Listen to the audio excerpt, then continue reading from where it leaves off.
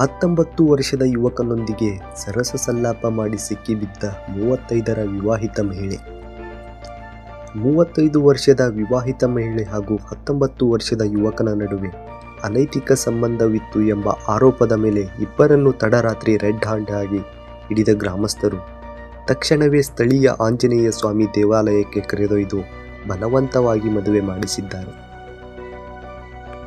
ಈ ಘಟನೆ ಸಾಮಾಜಿಕ ಜಾಲತಾಣಗಳಲ್ಲಿ ವ್ಯಾಪಕವಾಗಿ ವೈರಲ್ ಆಗಿದ್ದು, ಇದು ನಿಜಕ್ಕೂ ಕಲಿಯುಗದ ಪ್ರಭಾವ ಎಂಬ ಆಕ್ರೋಶದ ಜೊತೆಗೆ ಯಾರು ಸರಿ ಯಾರು ತಪ್ಪು ಎಂಬ ದೊಡ್ಡ ವೈಚಾರಿಕ ಚರ್ಚೆಯನ್ನು ಹುಟ್ಟುಹಾಕಿದೆ.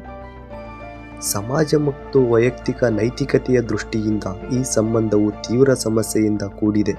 ಮದುವೆಯಾದರೂ ಸಂಬಂಧದಲ್ಲಿದ್ದುಕೊಂಡು ಮತ್ತೊಬ್ಬರ ಜೊತೆ ರಹಸ್ಯ ಸಂಬಂಧವಿಟ್ಟುಕೊಳ್ಳುವುದು ಕುಟುಂಬದ ಶಾಂತಿ, ವೈವಾಹಿಕ ಒಪ್ಪಂದ ಹಾಗೂ ನಂಬಿಕೆಯನ್ನು ನಾಶಪಡಿಸುತ್ತದೆ.